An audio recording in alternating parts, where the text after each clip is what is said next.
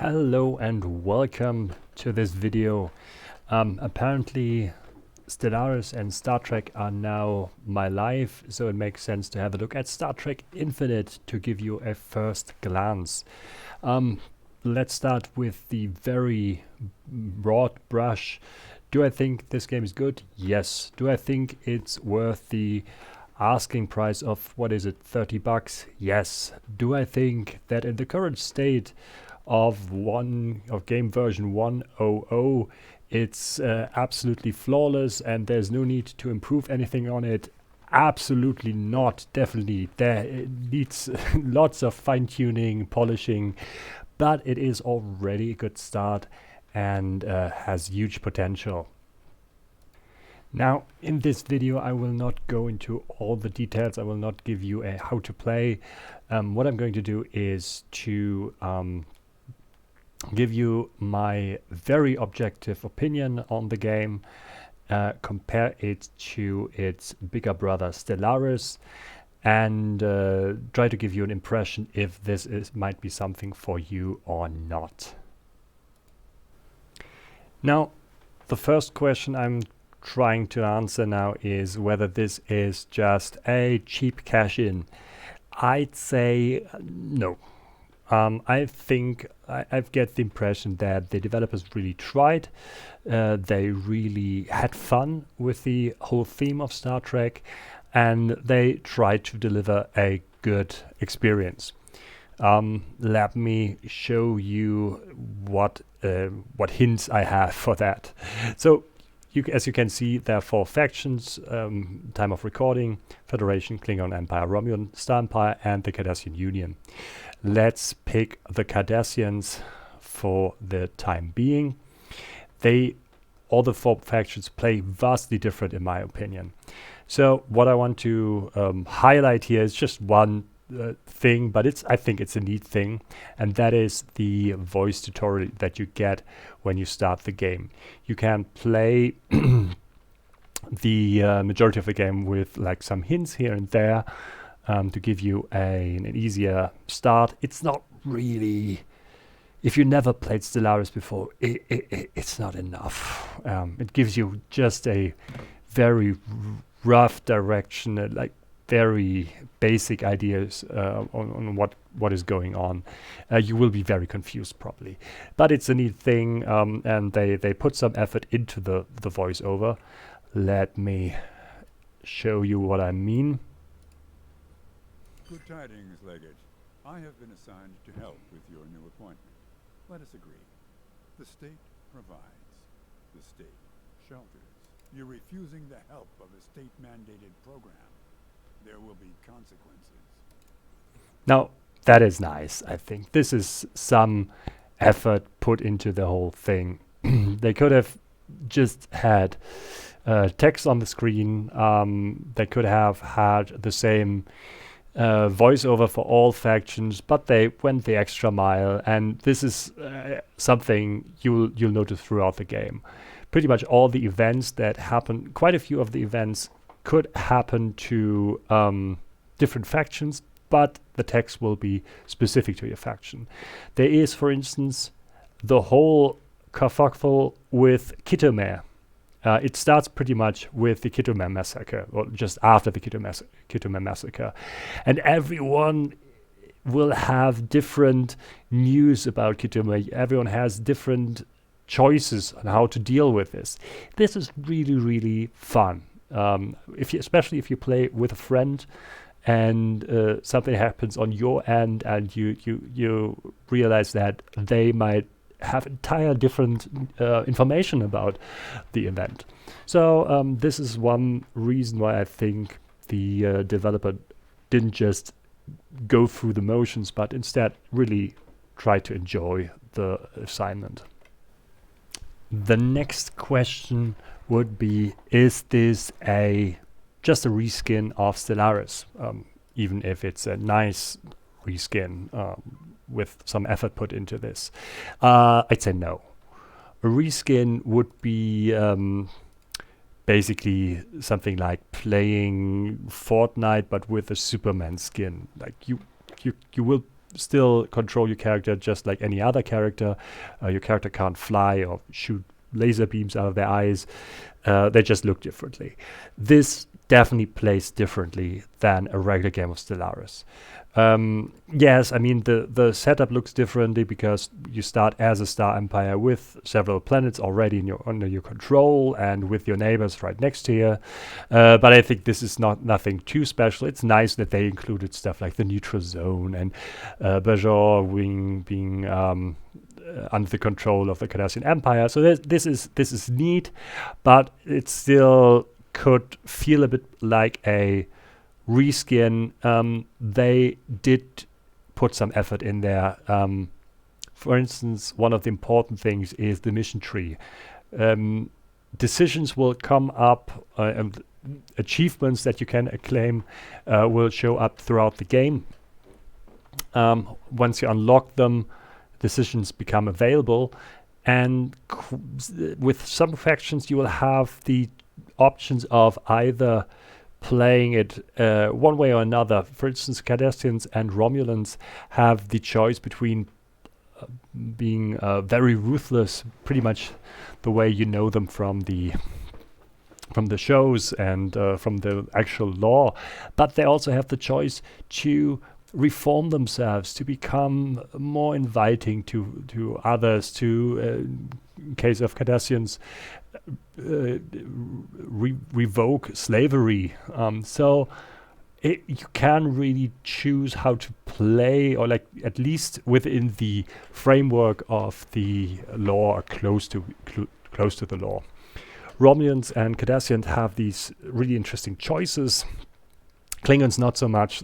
They're about fighting. It's different colors of fighting, but still just fighting. But I mean, on the other hand, what would you expect from Klingons? Federation has also a really cool mission tree that involves building the Enterprise, outfitting the Enterprise, and just having fun with the Enterprise. So this makes really a big difference on how you play each faction and how it feels like. But there's more to this, of course. There are ship designs that are closer to the show. You don't have that much variety, not as much option as in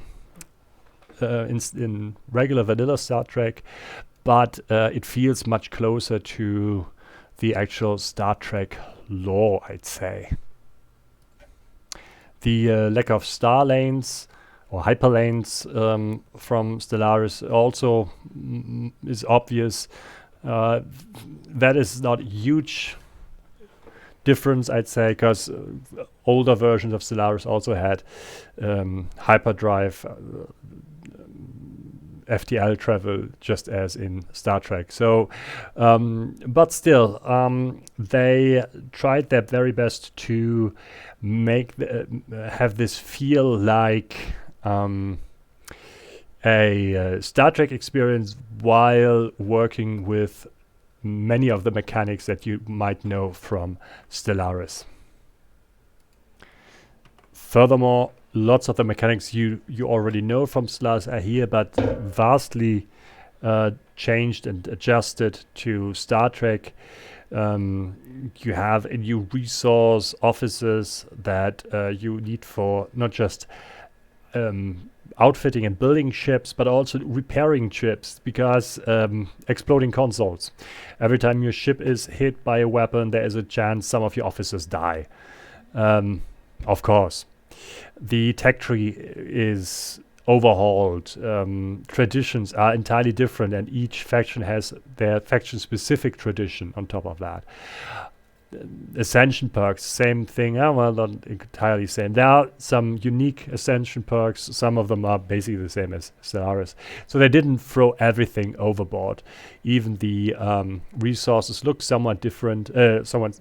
Similar and different at the same time. Energy, food, and alloys and minerals are here. But then there's suddenly deuterium. I don't know if that's a huge new improvement here, but the rare resource dilithium is here, the somewhat rare resource dilithium. So this is definitely more than just a regular reskin. I'm fairly confident in saying that. The last question I'd say that I try to answer, and I'm dancing around the issue a little bit because this one is not so easy to answer. Is the game ready to go? Should you buy it right now? Should you wait a little longer? Is it very buggy? Is it unfinished? So I'd say it's definitely okay to get it and play it right now. It's in a working condition, I would say.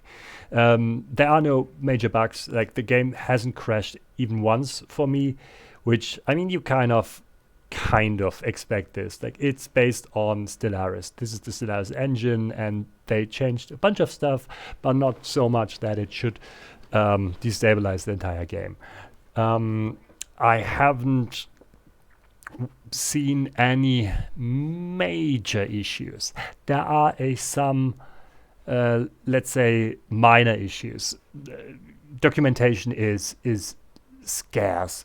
Really, this game needs it's a wiki, and very fast. One could say wiki. There are things that just I till now I cannot even explain. For instance, my ship designer, I will get the result for evasion. My evasion for this ship type should be 0, which is confusing. In Stellaris, small ships have a high evasion, but I mean, it's Star Trek. Maybe they didn't want ships to evade attacks that much. But if I check out my fleet, it actually says that my ship evasion is plus 60. So why? Where do the 60 points come from? What is going on here? It's a ship modifier, but what modifies the ship? It's not just the officers. Like, there is a penalty if you have not enough officers. You get you get negative modifiers on your ship, but the ship evasion seems to be unaffected by this. There is too much stuff that is ill or not explained at all at the moment. I have my strongest doubts that they will put lots of these explanations into the game proper. Much of this will probably be in the Wikipedia, but maybe, just maybe, some of the things are actually not intended. Maybe it's not a modifier. Maybe the evasion should be written down here. There are ship designs, or sometimes you will have a new ship design that is just impossible to use, like the first ship of next size in case of Romulans. Very likely that you will not be able to outfit entirely, because there's no way you get enough power, even for the cheapest components. There are a bunch of things that feel either a little bit rushed or not well tested, I'd say. Especially when it comes to UI and explanations. When it comes to the question, is it well balanced? I really can't say. This game plays vastly different than the current version of Stellaris. See, in Stellaris, let's compare the situation here with Klingons and Romulans. Klingons have the superior ships. And they are very much motivated to go to war relatively soon. So in Stellaris, I would bolster my border, build a starbase or two at like choke points, and position my fleet there if I'm the Romulan, and I kind of expect the Klingon to attack. However, there is no choke point here. We have warp drives. We can fly pretty much wherever within limitations. I have a limited range. So if I were to attack the Romulans, I could only attack these systems. But these systems include, among others, their home system. So if the Romulans wanted to protect themselves against an attack, they would have to build a starbase in each of these systems. If they feel inferior when it comes to ship design. This is rough. It is somewhat offset by the fact that claims are super expensive. An empty system, 234 influence, and like Romulan itself, it's not that much more expensive. But you cannot claim too many systems at once. Also, you always are in direct proximity of two major empires. If you attack one and you have at least some losses, the other one will probably going to visit you too. See, I don't have really any way of interacting with the Klingons, but still, I have two neighbors that are roughly the same power level as I am. Is this enough to balance everything out? I don't know. I really don't. They might rethink certain things like the FDL inhibitor. Right now, time of recording, it just makes it more difficult for an enemy fleet to retreat from this system. Nothing more. You can fly by, no problem. None of the systems are in any way protected by this starbase.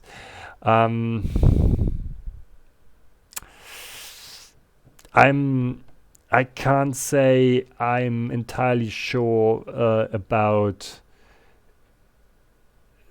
whether in this version everything plays out fine, and you might not. I think you might end up in a frustrating situation when the game mechanics are just not as well balanced as they are currently in Stellaris. After all, Stellaris proper has years and years of development and refining. This game just came out. It's literally version 1.0. So if you're really eager to check it out, I'd say you can check it out as is. But if you are concerned, you might want to give it a little more time. I'm fairly sure there will be changes and there will be improvement fairly soon. Paradox is not a noob. They're not beginners. They will continue working on this. But I also want to point out, it is not expensive. It's pretty much the price of one of the bigger Stellaris DLCs, and this one has so much more content and is really, really, I'd say, worth the money. So those are my 5 cents. As I said before, they are entirely objective. So yeah, check it out if you feel like it. Wait a little longer. But it's almost what I expected it to be. For everyone who knew Birth of Federation, I'd say this plays differently. You don't start with just one system. You start already at the point of the Kittimer massacre, so there is already some development here. And the interaction with some of the smaller empires is also given by the timeline already, but it's what you would expect if the Stellaris people would try to redo Birth of Federation, pretty much. Yeah, I hope this was informative to you. I hope this helped you get a brief overlook of the new game. I might make a more in detail video anytime soon, but then again, I expect a bigger update to hit relatively soon, maybe in a month or so. So maybe I'll wait for that first. Anyways, hope this was helpful to you. Hope you'll have a good day and see you. Good game? Well, either a good game or a good day. Or both. if you prefer. Anyway, see you maybe in the next video. Goodbye.